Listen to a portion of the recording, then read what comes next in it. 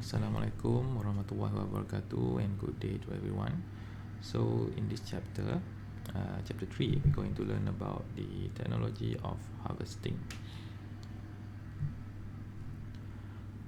Okay, this are the content of this chapter.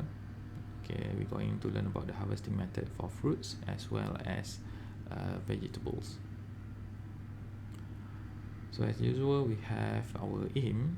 So at the end of this lecture, student should be able to define the harvest process, what is harvest process, and then describe the method that are used for harvesting fruits and methods for harvesting vegetables.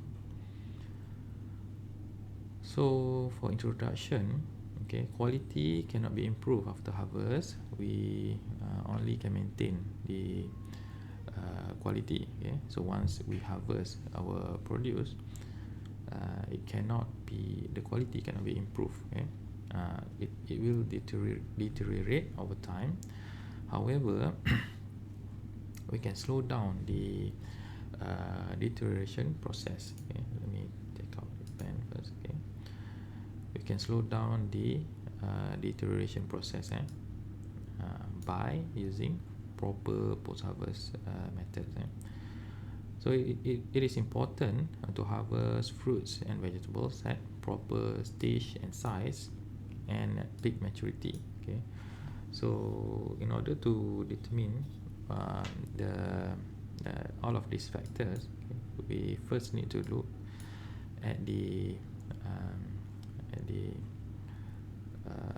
group of the fruits. It's either climatic or non-climatic. So for climatic fruits, we can harvest early, okay, at early stage before it's ripened, so we can have a longer time of storage, okay, compared to non-climatic. So non-climatic fruits will not ripen after harvest, so we need to harvest at peak maturity. Okay, so this will result in less storage life as compared to this one, the climatic fruits. Okay, so immature or over mature produce may not last long in storage, okay, as that peak at proper maturity. Okay, so this one depend on fruits and the way it can be stored. Okay, not all fruits or vegetables can be stored in the same way. Some have chilling injury, okay, sensitive to chill. For example, tropical fruits are more sensitive to cool temperature. If you put banana in fridge, for example, it will result in chilling injury. It show the browning, internal browning, as well as the skin. So that is the result of chilling injury. But some fruits can be stored in the refrigerator without any symptoms. Okay, so not all fruits or vegetables can be stored in the same way. Harvest should be completed during the coolest time of the day. So this one is important, is to reduce the rate of respiration. Okay, because rate of respiration will encourage or induce other metabolism activity. Okay, in simpler words, it can enhance or fasten the deterioration process, the rotting process, kerosakan. Okay, so that's why we normally practice harvest at coolest time. So usually morning. Farmers will harvest at morning or late evening. Okay, depending on the availability of transportation. For example, harvest and then want to transport, maybe we harvest and then longer day without sunlight at night. so the temperature will reduce. Okay, cooler temperature result in lower respiration rate. Okay, the last one here is the product should be kept under shade. So this is the same reason. We want to reduce the temperature. We want to work at lower temperature, so that we can reduce the rate of respiration. So this is the main point. Lower the temperature, and then if the temperature is low enough, it can reduce the respiration. Lower the respiration rate, we can reduce all other metabolism activities. So in other words, we can prolong the shelf life of the produce, the vegetables and fruits. Okay, and then we have some more here. Handle fruits and vegetables gently. During harvesting, we must handle gently, not to miscut.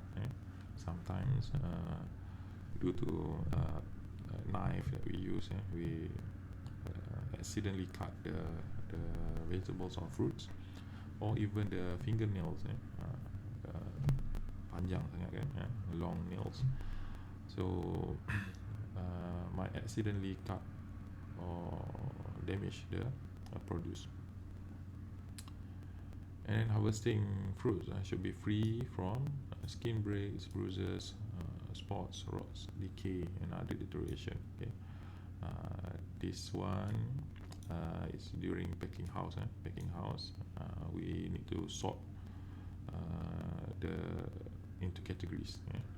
So that is the further process in post-harvest.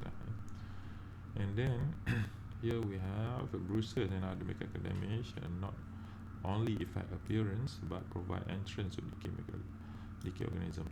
So bruises and other mechanical damage, for example, skin breaks due to cutting, accidentally cutting, it will introduce or open way for microorganisms to infect the produce. Okay, dia ada ni lah kan ruang. And then post-harvest losses are more prevalent in fruits and vegetables. There are bruises and damage. Okay, so if the product are bruised or damaged, okay, usually it encourage higher metabolisms at the site of damage, due to anything that are listed here.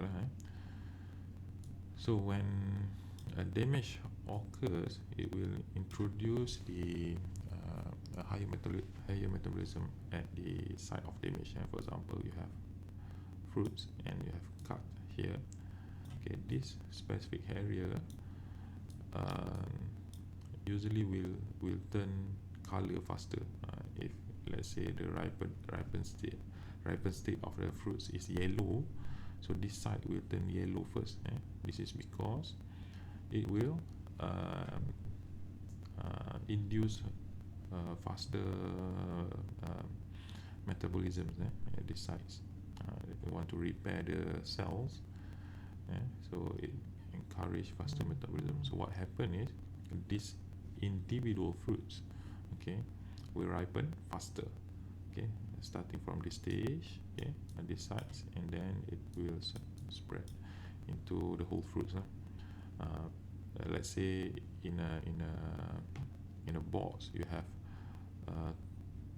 20 fruits, the same maturity stage, same color, but only this fruit is damaged. Okay, so what happen is only this fruit will ripen faster, but the other fruits will not change color. Okay,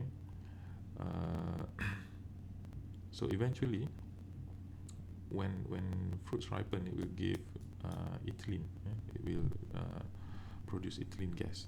Okay, only ripen fruits will actively produce ethylene gas. So what happened, the ethylene will be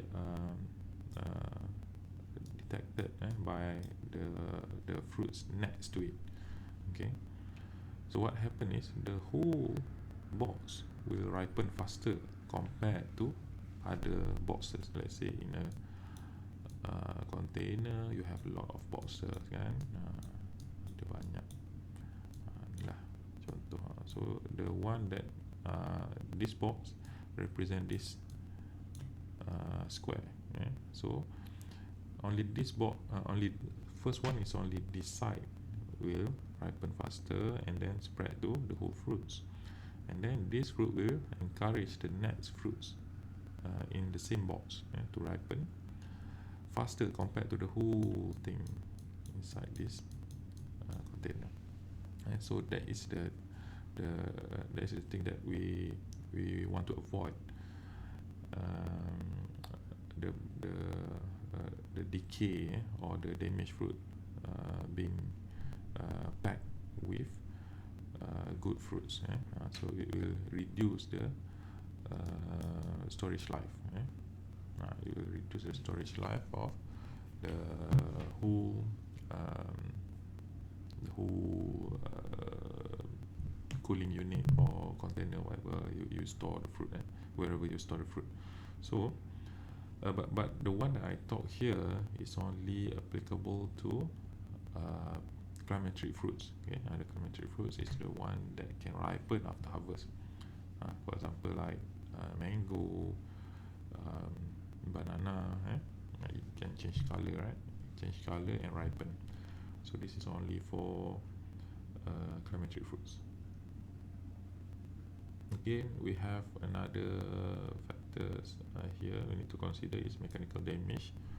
Okay, increase moisture loss. Mechanical damage is the one that we mentioned previously, due to squeeze, cutting, accidentally cutting, bruise.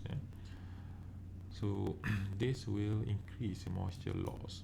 So usually fresh produce being sold in weight, 1 kg 5 ringgit, for example, 1 kg 10 ringgit.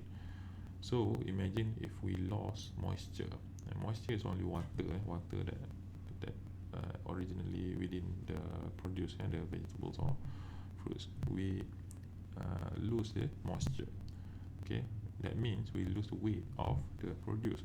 So the seller, okay, will experience a loss in profit due to moisture loss. Okay, these are the example here. The rate of moisture may be increased as much as 400% by a single bruise on apple.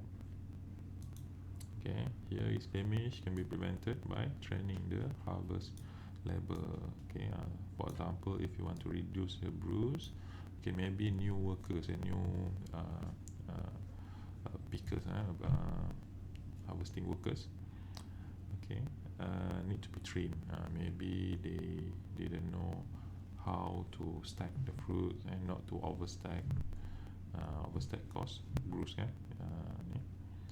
when you stack in a basket, okay, a lot of fruits, okay, banyak. So what happened, the one below will experience bruise, lebam lah, bruise. Or maybe this is a basket, like for example, like bag, people are carrying the basket on their back, and then they cannot, maybe the first few harvest they can put gently, and then after several round of harvesting they tired already, then they just throw it at the back. So what happened, it will drop on top of another fruits. So that is another example of how bruise can happen.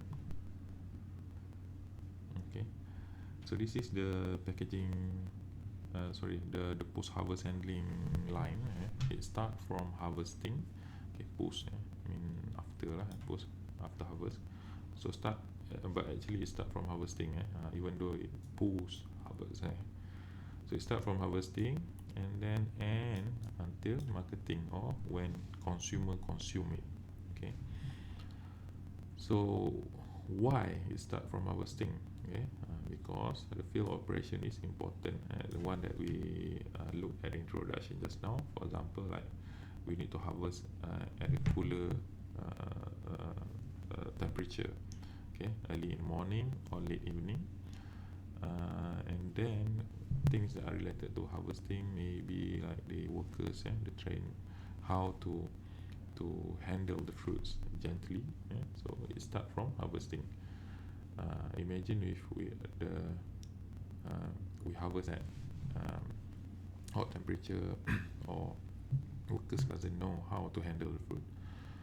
This stage fail already. So how we want to face the next stage, so we will experience a great loss.